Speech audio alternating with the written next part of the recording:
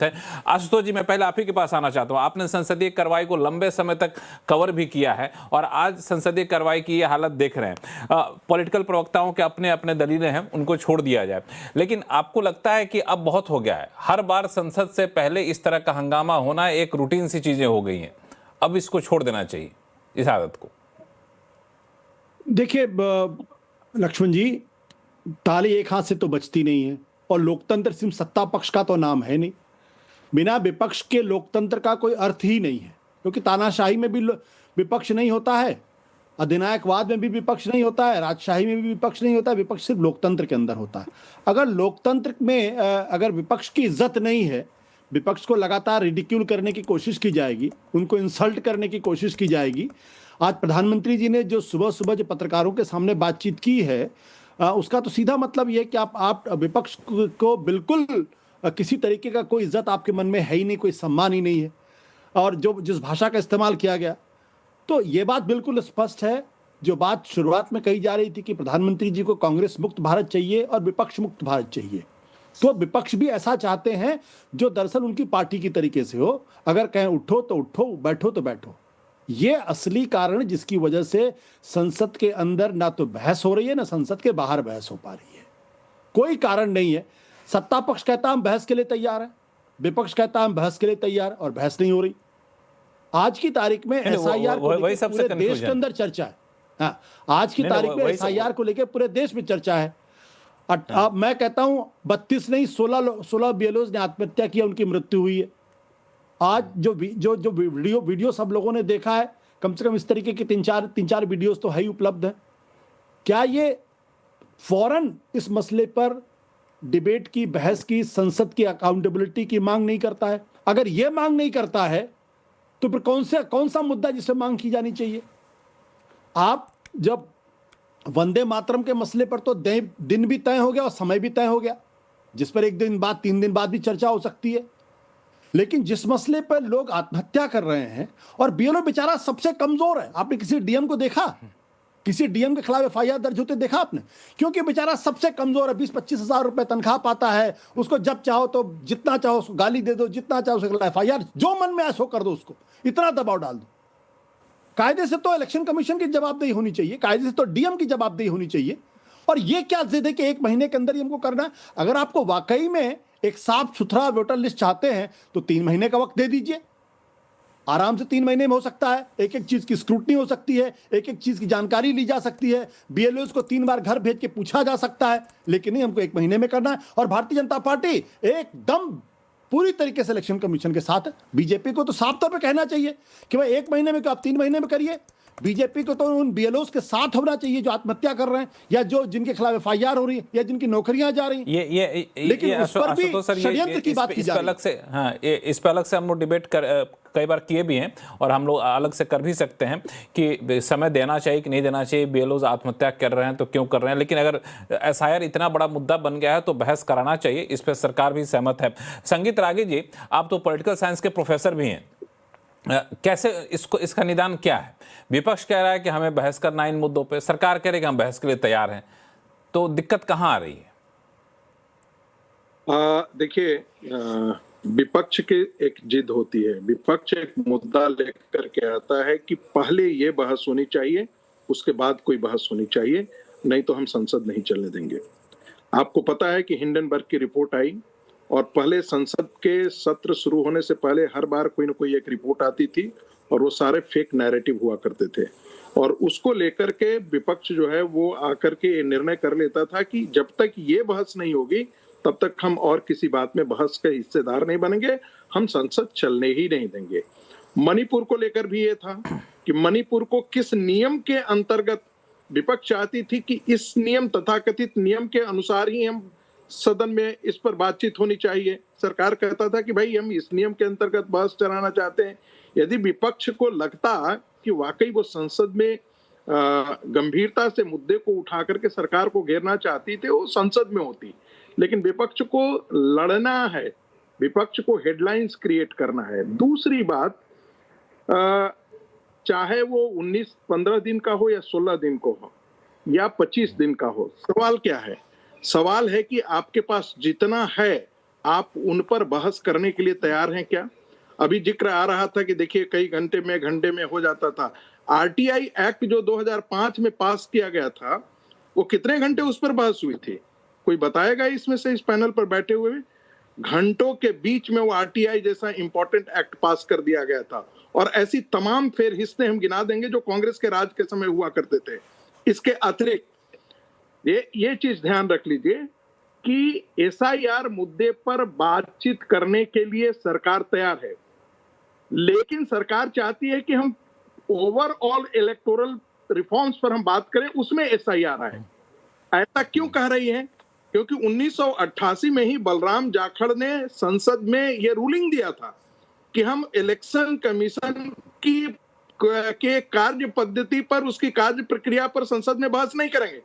उसी चीज को कोट किया है मंत्री ने, संसदीय मंत्री ने कहा कि भाई उस पे तो ये विपक्षी ऐसा पार्टी ने तो संकेत भी दिया है कि ठीक है, अगर आप उसका नाम चेंज करना चाहते हैं तो कर दीजिए, उसमें एसआईआर शब्द रहे, वो जरूरी नहीं है बहस के लिए।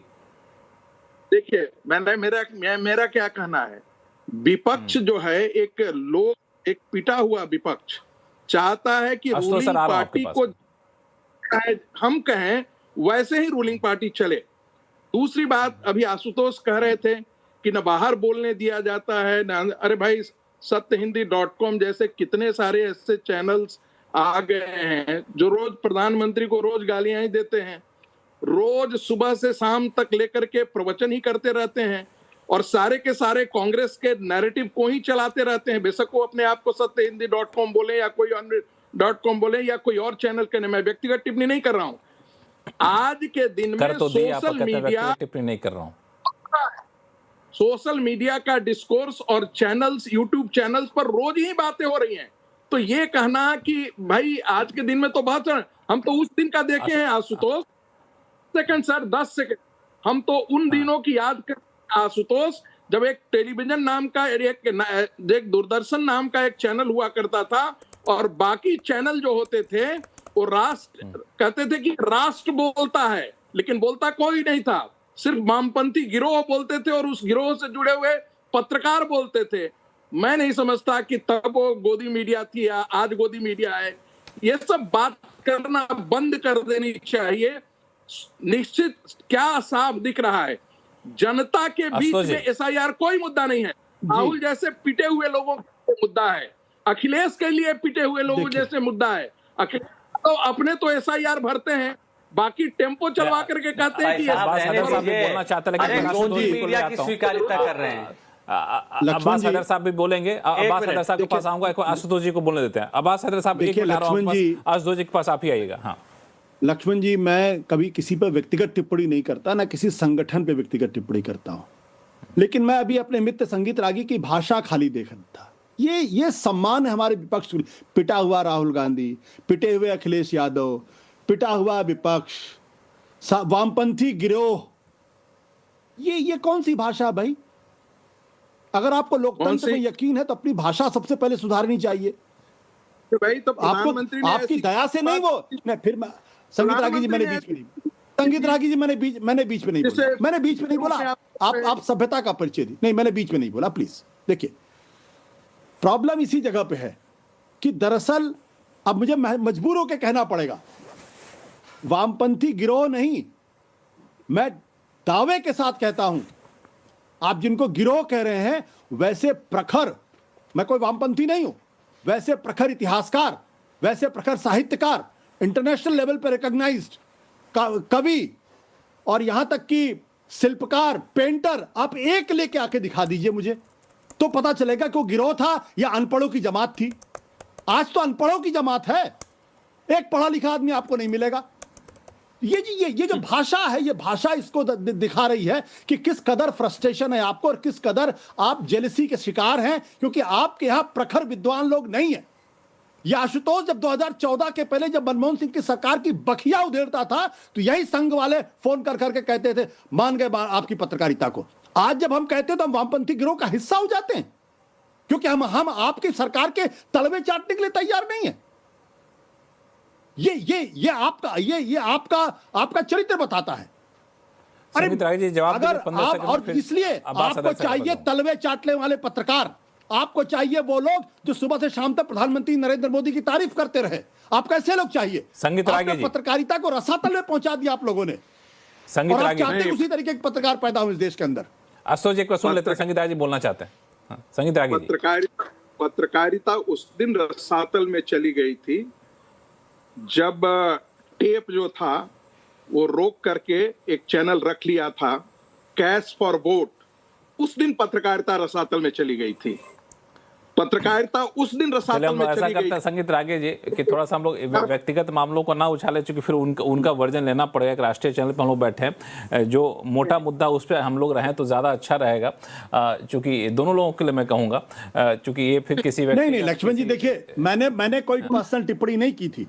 जब आरएसएस से जुड़े हुए लोग, एक बार अब्बास हैदर साहब को जोड़ना चाहते हैं। अब्बास हैदर साहब, दूसरों के ऊपर व्यक्तिगत टिप्पणी करते हैं तब टिप्पणी करनी पड़ती है। लक्ष्मण जी, मुझे नहीं मालूम कि आरएसएस के लक्ष्मण जी बड़े खेत के साथ, लक्ष्मण जी बड़े खेत के साथ मुझे संगीत रागी जी की भाषा पे ही उतरना पड़ रहा है।